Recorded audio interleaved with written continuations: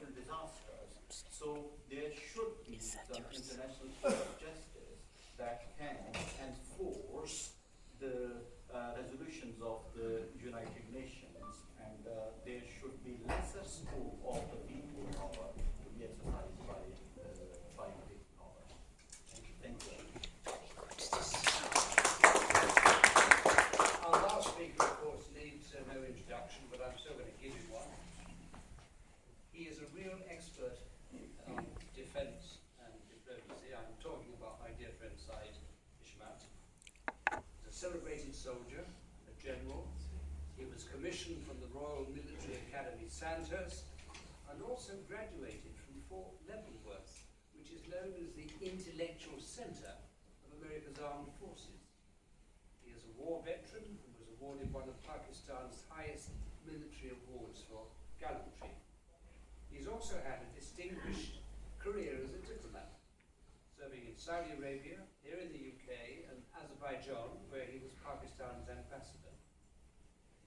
He holds master's degrees in defence, strategic and war studies from Islamabad University. He also taught operational strategy at the National Defence University. He is the editor of the Lisa Journal and a member of the editorial board of the Defence Journal. And following the death of dear Usman Khalid, he is, as you all know, the executive director of Lisa. And on a personal note, I'd like to add that Said is, in my view, a GHB, a good human being. Now, I don't mean to imply that the other members of the panel are not. I'm merely saying that I know from personal experience, dear Said is a GHB. Over to you. GHB. All my life, I've heard of GHQ. This is something. Well, thanks for great. I heard of G.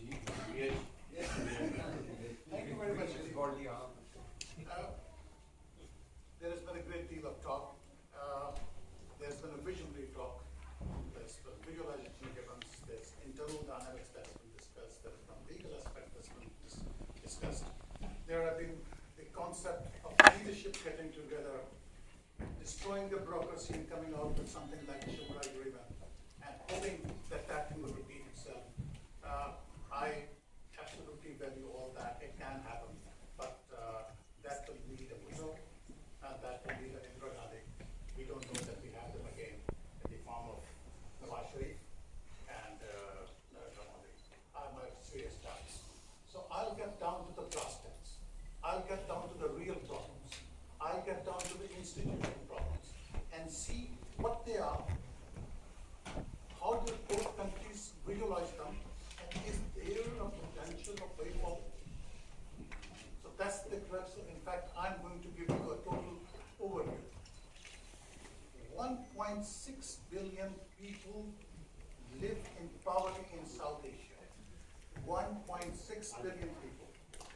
And UN studies reflect that 40% of the poor live in South Asia of the entire world population. India leads in poverty. Index standing at 30%.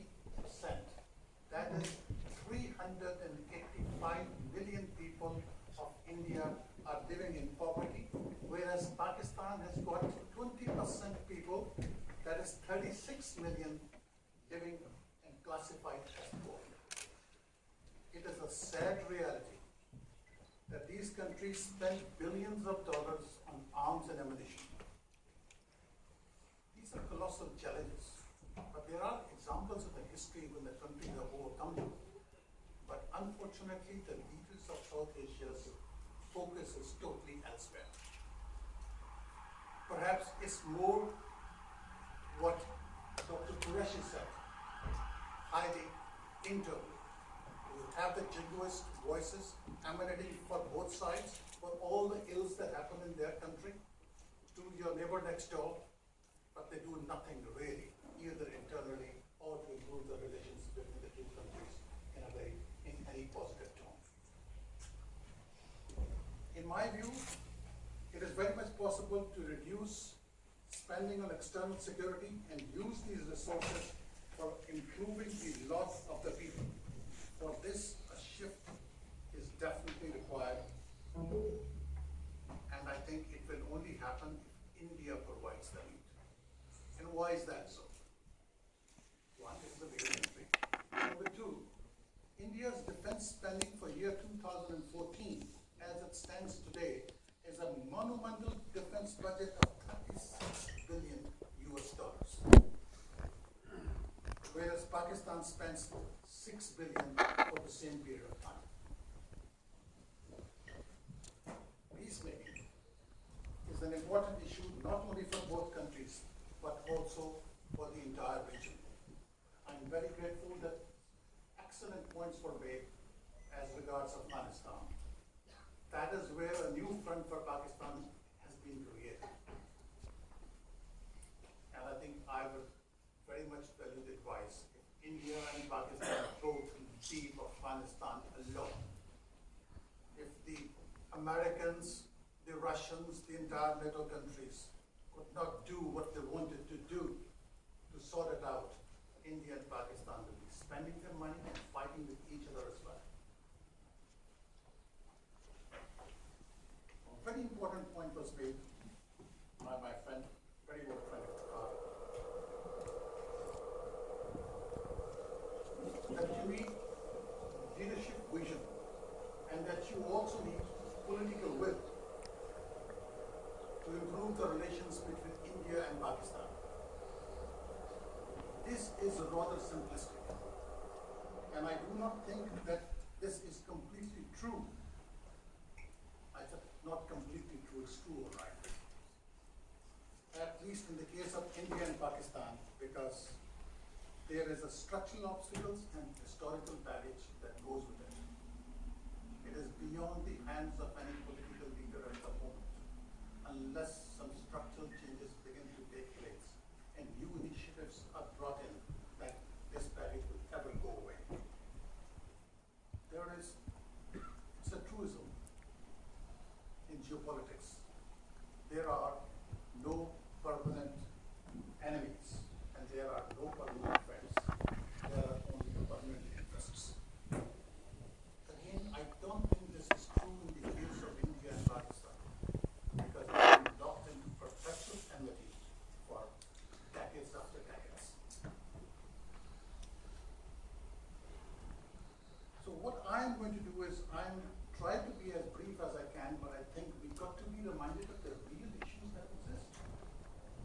They have been talked about, but I will just throw a light on them in the perspective that I understand them.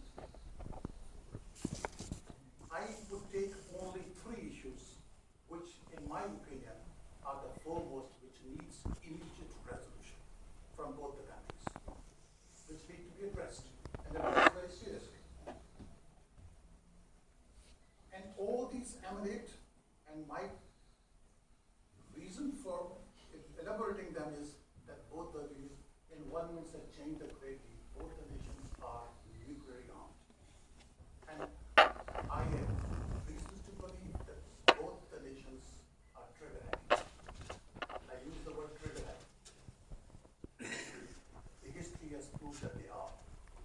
And on top of that, if you have leadership, which is fiery, which is emotional, which has got some hatred for somebody, other people to that level, madness can prevail. And you can go to a mutually assured destruction of both the nations. In this context, I take the nuclear weapon systems in Kashmir and the border region. Kashmir and border issues, I will take them as one because they are inextricably linked with each other. And third is even more important, actually all 3 are important. That is the concept of proxy wars, which has taken roots, to which it has been referred to by different speakers. Jammu and Kashmir is an integral part of India, and don't you ever forget that. That is exactly what's drummed into every person by the Indian leadership, no matter who. And on the Pakistan side, denies this claim and strongly believe that Jammu and Kashmir is neither an integral part of India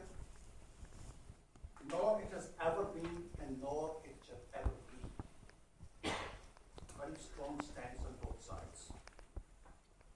It is one of the oldest unresolved disputes in the history of the world. You cannot push it away. It urgently needs to be resolved. And I believe no friendship can occur between the two countries till this issue is properly addressed and resolved. And I'll come to the Kashmir issue right now. The Kashmiri people have a distinct and a profound sense of identity of their own. They have suffered over the period of years. Hundreds or tens of thousands of people have died, murdered, raped, humiliated.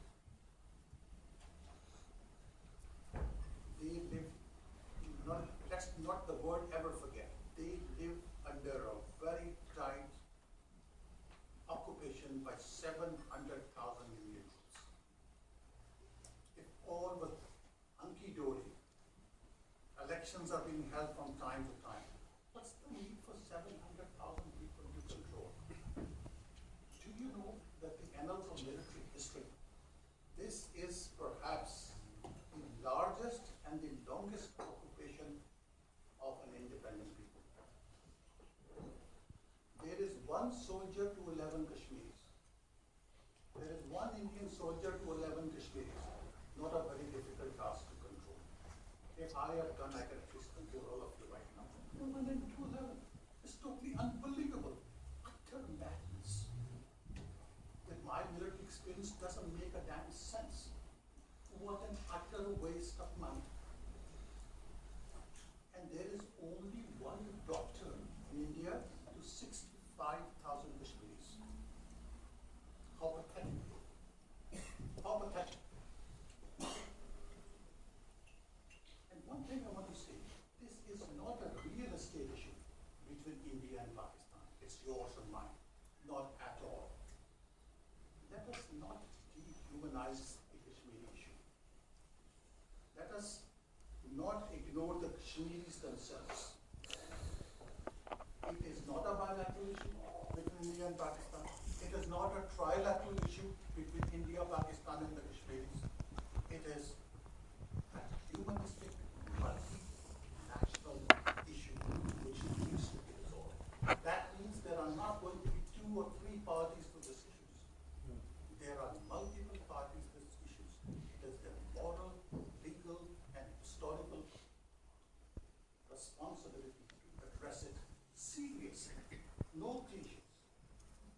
Kashmir hamara टूटा है, Pakistan हम जंग से कश्मीर थे.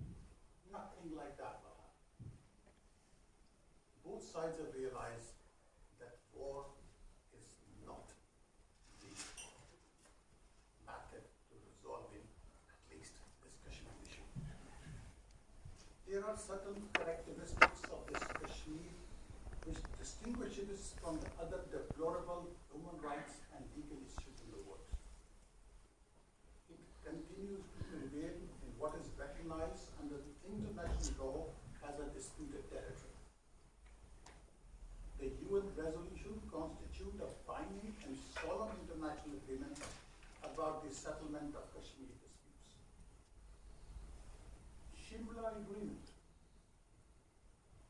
To my mind, Shimla Agreement has served a wonderful purpose as has been enunciated by my friend here. But it's now redundant. It was a temporal agreement to resolve the immediate problems, which it did a wonderful job. But one aspect of it that the two nations will discuss all the issues bilaterally has been taken so seriously and so intently that India has always avoided any jurisdiction of any third country or the United Nations or anyone to resolve and to address this particular problem. The second characteristics of this Kashmir issue, it represents a government repression, not of secessionist or separatist movement, but of an uprising against a foreign occupation of 700,000 fully armed troops. The Kashmiris object and they insist that they cannot be called separatists because they say they cannot secede from a country to which they never acceded to in the very first place. When seen in this historical, moral and legal sense, their struggle for freedom cannot and should not be termed as terroristic. I repeat, the freedom struggle cannot be termed as terroristic. This is not only my personal view, this particular aspect is also the view of the London Institute of South Asia. We have had 3 consecutive seminars on terrorism, and we define what is terrorism and what is state terrorism and what are freedom movements. And it's not that just one day some country comes up, we are fighting for our freedom. No, that there is a total mechanism to find out whether this freedom movement is genuine, is this historical, has it got a legal precedence? So Kashmir fits into that definition, absolutely. Any uprising in Kashmir cannot be termed as terrorist activity. It is adding insult to injury to the Kashmiris.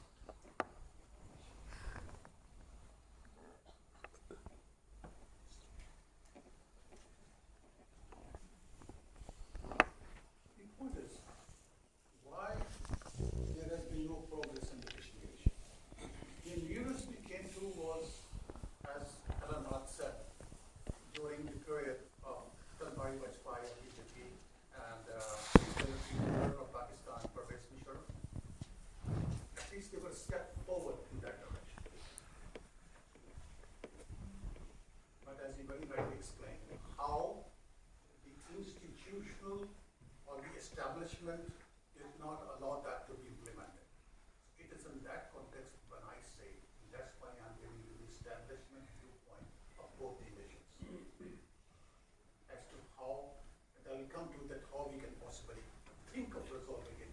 And this will always come through talking to people like we're talking today.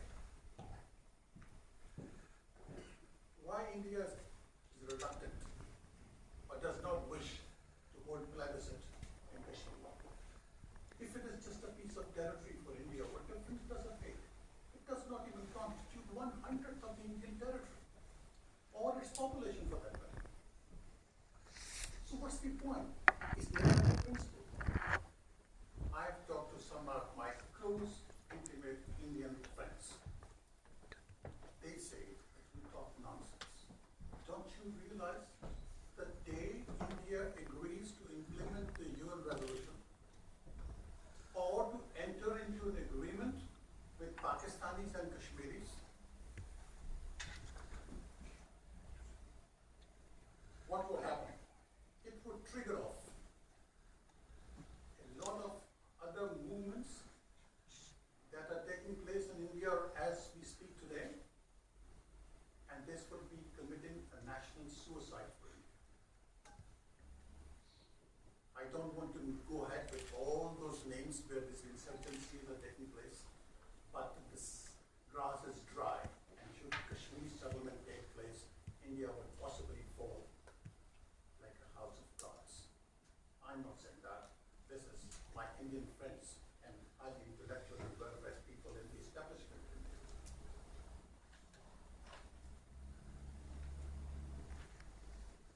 But I will say to them that I do not agree with you. This is absolutely untrue. This is untrue. India is a big and a powerful country, growing into strides day by day. By accepting to implement the UN resolution, India, in my view, and the views of many, will rise in stature. It will become more strong and prosperous, and so would Pakistan. If India agrees to a plebiscite, it shall be a win-win situation for all. Be it India, be it Pakistan, and be it the Kashmiris, and be it the Naxalites, or be it the Dalits, or be it the Assamis, or be it anybody else. Nothing is going to happen in India. India is stable enough to withstand all that. And the spirit of goodwill that will be created all states of India and in intra-Pakistan and India, a feeling of friendship and enmity with their neighbors. Can you imagine? You could straight away have 700,000 troops withdrawn from Kashmir. You will have about 200,000 troops of Pakistani withdrawn from the Indian borders. And if I don't want to get into it, but we have carried out a great deal of study that should an agreement take place, what does Pakistan need in terms of its security? Like, for example, the United Kingdom does not have to maintain large armed forces. Both are nuclear countries. They can have a nuclear deterrence. They have to have highly mobile, extremely efficient, small organized forces to take care of their internal or possibly an external act of terror or anything like that. And look what would happen to the humanity in Germany.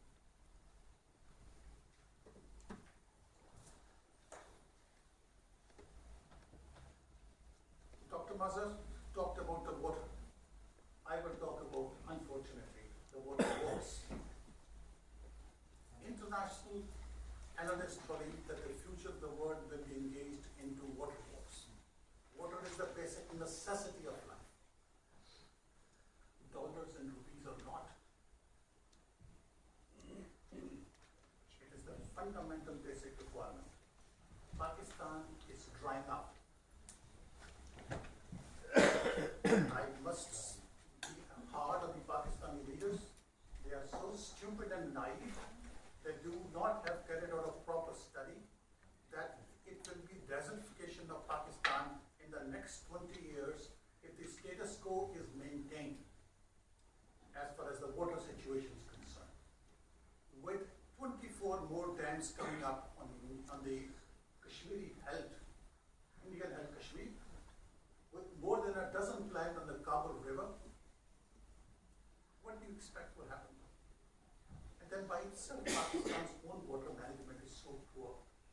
When the cumulative effect, who will suffer? People. That's not people of Pakistan. When someone dies of water, lack of water, it's humanity. And that's what we talk in the London Institute of South Asia. We're talking about humanity.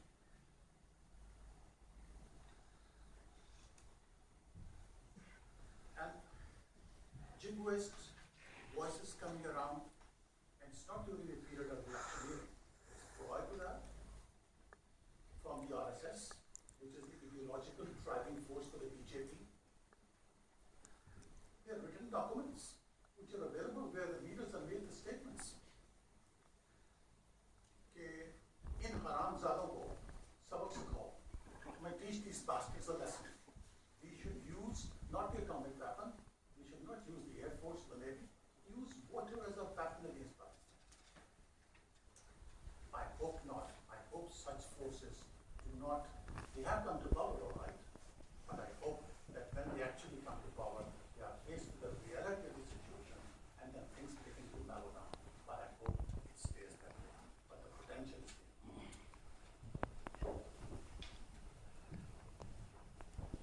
Now we come to the most important and often ignored, because we get mired down with all the internal things in India and Pakistan and the politics and the elections and the democracy.